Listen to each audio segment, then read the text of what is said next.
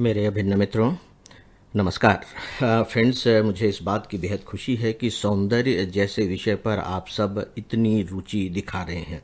सच पूछे तो कभी कभी मुझे ऐसा लगता है कि ये सब विषय थोड़े से दार्शनिक किस्म के हैं, या यूं कह लीजिए कि शायद हमारी ज़िंदगी के रोज़मर्रा से जुड़े हुए नहीं हैं, इसलिए आज की पीढ़ी इस पर उतनी रुचि न दिखाए। लेकिन जो आप लोगों के मेल मिल रहे हैं, उन मेल्स ने मेरी इस धारणा को उलट दिया है, और मैं देख रहा हूं कि किस तरीके से सौंदर्य विषय पर आप सब अपनी रुचि दिखा रहे हैं। मेरी लघु कथा को लेकर एक दो जो प्रश्न पूछे गए थे, उन्होंने अपने विचार भी लिखे थे। मुझे लगता है कि अपनी ओर से मुझे स्पष्ट करना चाहिए। देखिए, जो मेरी लघु कथा थी उसमें मैंने जो सौंदर्य के बारे में एक जो अपने विचार दिए हैं, या कह लीजिए जो सिद्धांत स्थापित किया है, वो कुल मिलाकर के यह है, बहुत ही सामान्य सा है कि जिन चीज़ों को हम लगातार देखते रहते हैं, चूँकि अब लगातार देख रहे हैं, वो हमारी आँखों के सामने बने हुए हैं, उन्हें हम लगातार महसूस भी कर रहे हैं, तो सामान्य रूप में होता यह है कि जो चीज़ निरंतर हमारे संपर्क में रहती है, उसके प्रति हमारी उपेक्षा वृत्ति बढ़ती चली जाती है। ऐसा नहीं कि हम जानबूझकर उसकी उपेक्षा कर रहे हैं, उसको इग्नोर कर रहे हैं, ऐसा नहीं होता।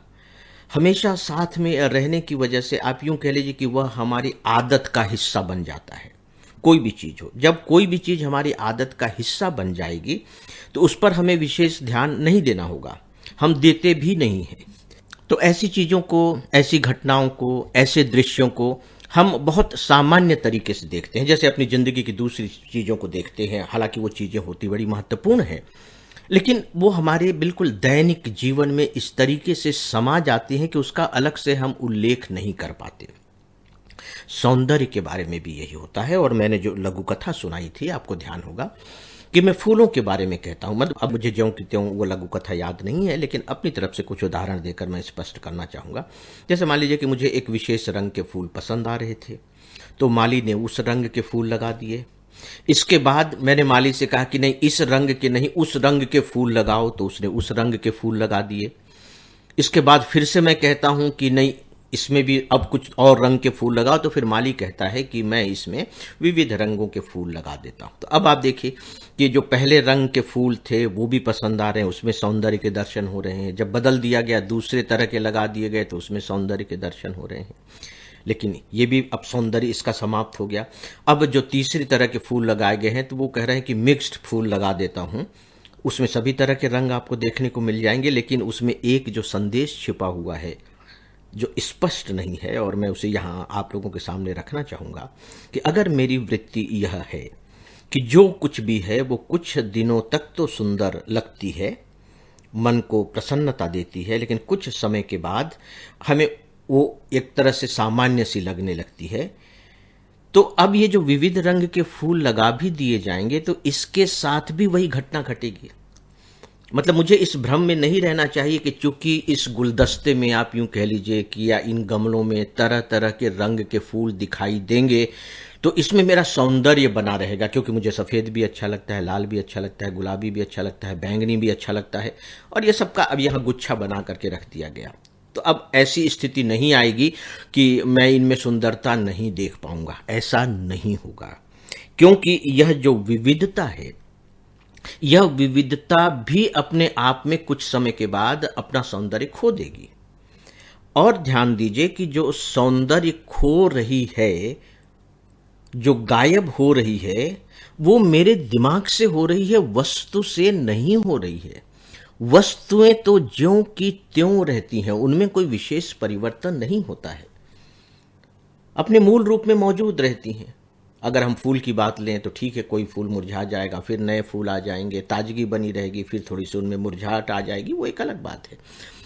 लेकिन जो परिवर्तन होता है वो फूलों में नहीं, वो बाहरी वस्तुओं में नहीं उतना, जितना कि हमारे अपने मस्तिष्क में होता है।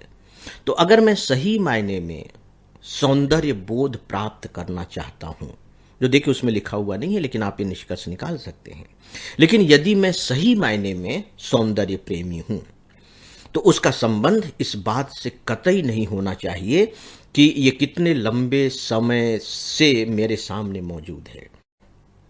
मुझे कोई चीज एक सुंदर लगी, बात खत्म हो गई कि वो सुंदर लगी, और फिर मुझे हर समय ताउम्र वह चीज सुंदर लगनी चाहिए। तब तो मैं सही मायने में उस वस्तु का सौंदर्य प्रेमी हूं। अदरवाइज तो फिर जो टेम्परेरी सौंदर्य प्रेमी होते हैं तो वो रियल में सौंदर्य का बोध नहीं करते। वो लगातार एक बदलाव चाहते हैं। तो आप यूं कह लीजिए कि ऐसे लोगों में जो सौंदर्य के प्रति जो प्रेम होता है वो वस्तु में नहीं होता है, दृश्यों में नहीं होता है, बदलाव में होता है। जैसे कोई चीज़ बदल दी जाती है तो उन्हें वो चीज़ सुंदर लगने लगती है। ऐसे लोग हमेशा नए नए की तलाश में रहते हैं। ये उसका आप यूं कह लीजिए कि निहितार्थ था जो बहुत स्पष्ट उसमें नहीं हो पा रहा था, लेकिन आप सब अपनी अपनी व्याख्याओं के आधार पर ये निष्कर्ष निकाल सकते हैं। और यही सच पूछे तो साहित्य की ताकत भी होती है, यही बिटवीन द लाइन्स भी होती है कि जो नहीं कहा गया है लेकिन वह उसमें है, जो दिखाई नहीं दे रहा है लेकिन वह दिखाई देने वाले से भी ज़्यादा महत्वपूर्ण और प्रभावशाली है। तो दोस्तों, अब इसी के साथ ही मैं आज के अपने इस लाइफ मैनेजमेंट को यहीं समाप्त करना चाहूँगा।